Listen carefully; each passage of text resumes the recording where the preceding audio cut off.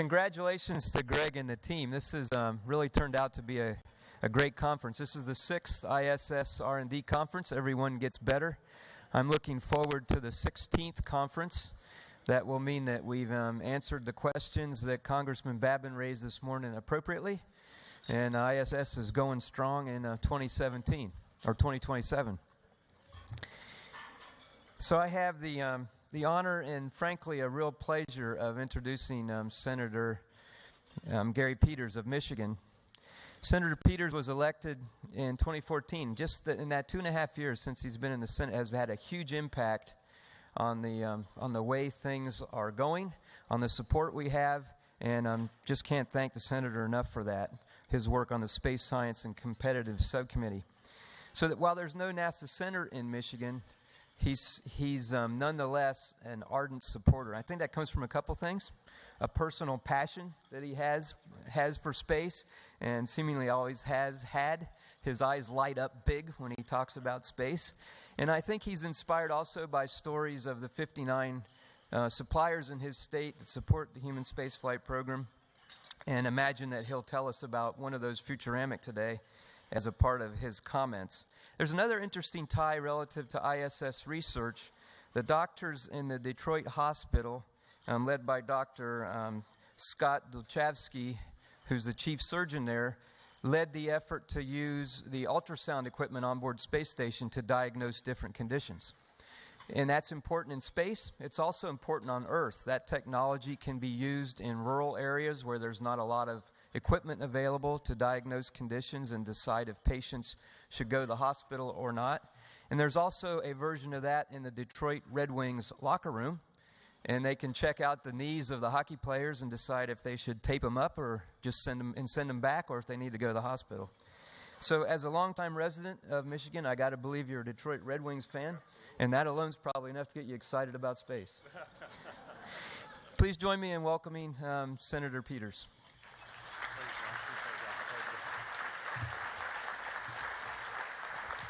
Well, thank you, John, for the introduction, and thank you for sharing those stories from the Detroit area and the Red Wings and all the ways in which the IS has a true impact here on Earth and very locally in my hometown as well. So I appreciate that.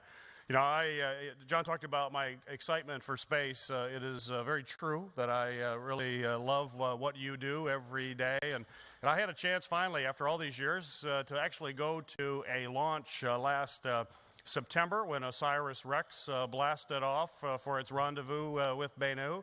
And all of you have seen launches before, so it's probably old hat for all of you. But this was the first time that I had actually gone to one.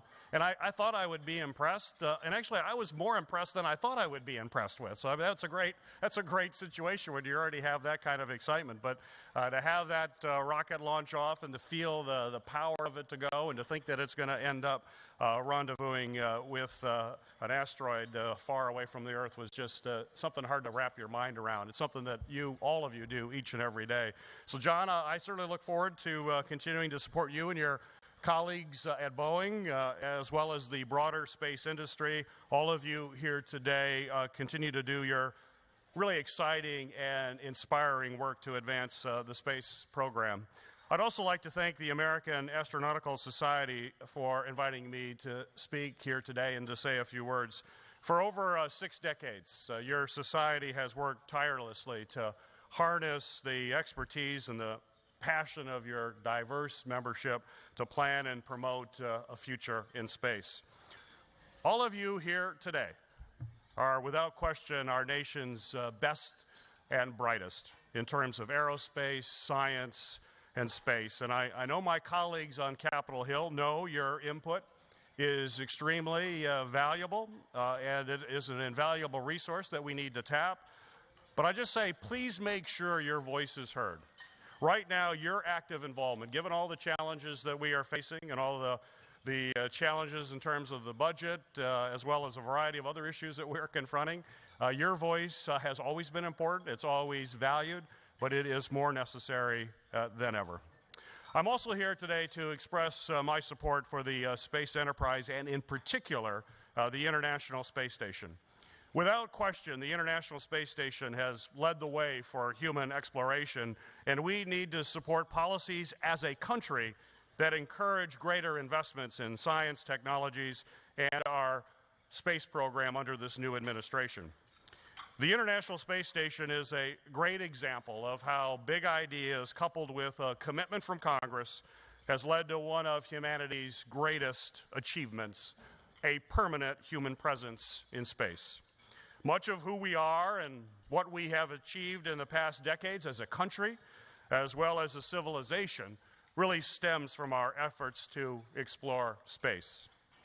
We have always used human ingenuity to overcome challenges that we face, and we must continue to expand the horizons of the human mind to solve an increasingly complex problems that we face here on Earth, from climate change to limited natural resources to increasing energy demands. And as all of you know, our commitment to space exploration has paid just tremendous dividends here on Earth. We heard John share some of those.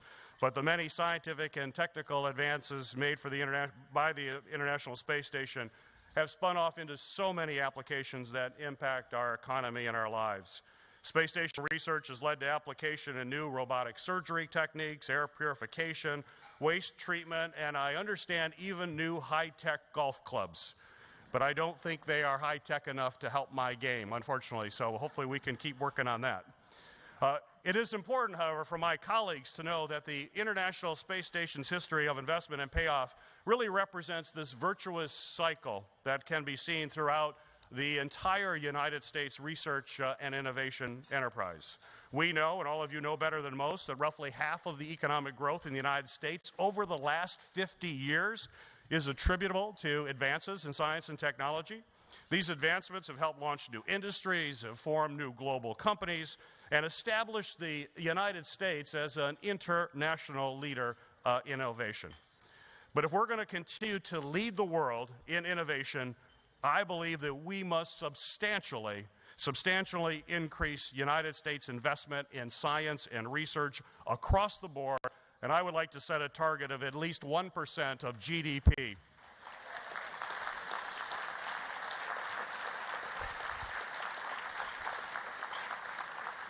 This represents the basic seed corn for our country, and we need to get closer to what we were investing in the scientific enterprise back in the 1960s instead of where we are today.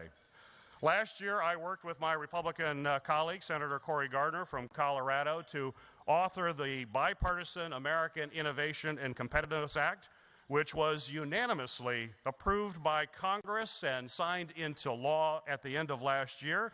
And I'm pleased to say the passage of this bill proved that, yes, some things in Congress can be done with broad bipartisan support.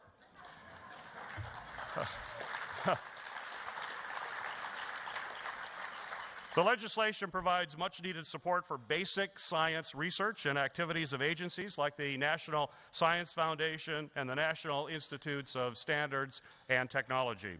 It'll also help ensure that innovators can take their discoveries and turn them into new industries and new companies that will help lead our nation in innovation for years to come. Innovation comes, as all of you know, from the drive to tackle impossible problems, the creativity to develop elegant solutions, and the inspiration born in the minds of dreamers. The knowledge that comes from research and experimentation, and the empowerment of a free and open society. And that's why I introduced the Bipartisan Preserving Data in Government Act, again with Senator Gardner, because it's important to ensure that taxpayer-funded data remains public and open and available to innovators to use as they work to solve our country's problems.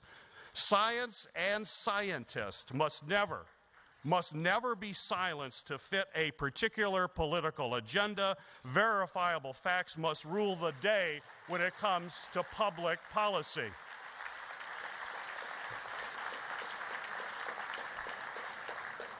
It is important for my colleagues on Capitol Hill to realize that today more and more innovation is coming from the commercial space enterprise. Future industries like 3D printing in space, satellite servicing, and asteroid mining can truly transform our economy and how we interact with space. But none of them would exist without the backbone of the space program and the International Space Station. And that's why I co-sponsored with the NASA Transition Act of 2017, along with Senator Cruz and Nelson and other colleagues in the Senate. This bipartisan legislation will give NASA the stability needed to keep the agency's important exploration and science missions moving through the next year. But the bill also recognizes that as we transition from the current regime to one where many low Earth orbit platforms are run through commercial entities, it is essential, absolutely essential, that the International Space Station act as a bridge to maintain a continuous human presence in space.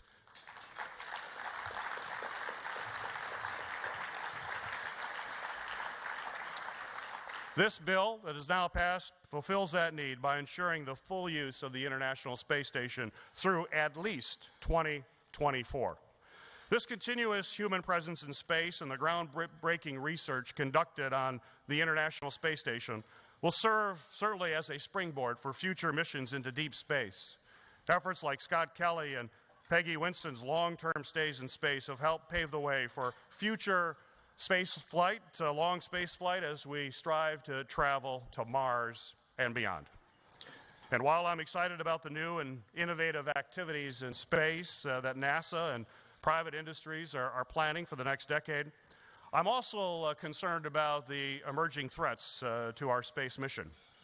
Orbital debris is a major concern for our astronauts on the International Space Station and our entire space-based enterprise. And as all of you know very well, in 2011, the space station crew was forced to take shelter due to debris from Chinese anti-satellite tests, showing just how dangerous the misuse of space can be. In my mind, this fact is absolutely unacceptable, and we must take action.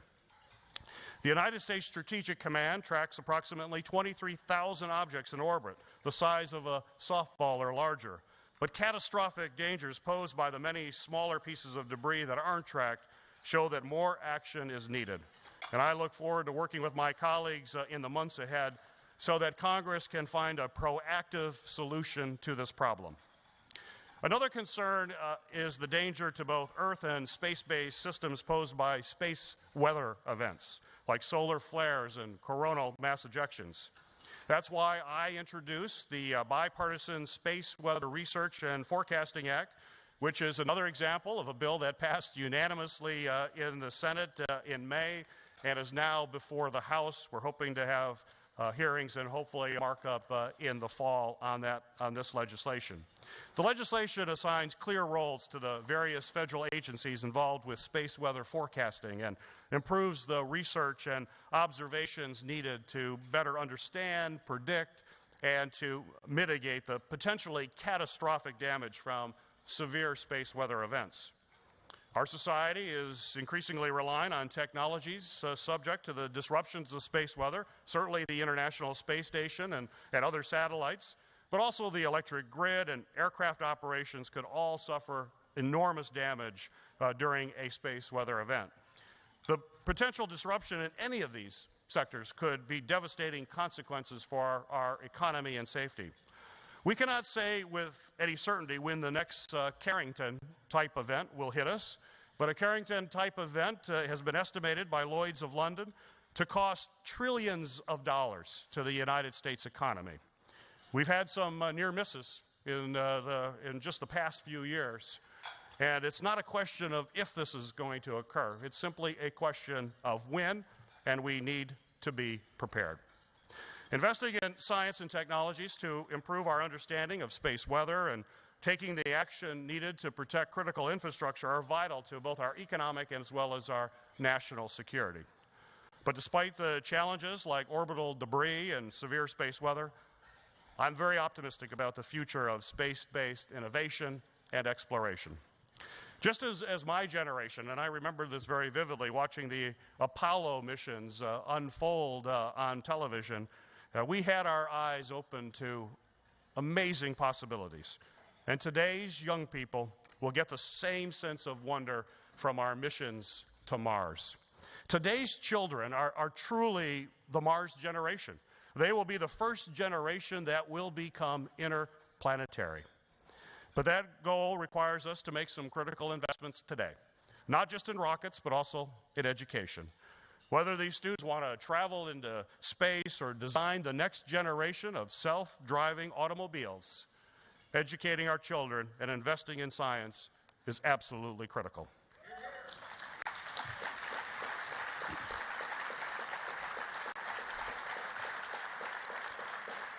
In closing, I just want to leave you with my commitment that I'm going to continue to fight, along with all of you, for our space program and for investments in science and technology. And I believe that together we will prevail. We will continue to unravel the mysteries of the cosmos and our own very existence. We will search for life in our solar system and on new worlds around distant stars. And we will expand our civilization into space. We will go boldly, always seeking the next frontier for the benefit of all humanity. So I just want to thank all of you here today. I want to thank you for what you do each and every day. Your efforts and your passion for space exploration will keep the United States at the forefront of innovation and, in the end, make the world a better place for the entire human race. Thank you again for all that you do. God bless.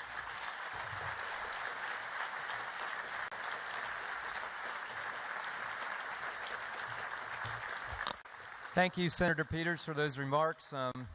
Thank you for your leadership. And 1% of GDP sounds pretty good. Okay, I think there's a panel that's up next, and so we'll reconfigure for that and pick up with the panel. Thank you very much.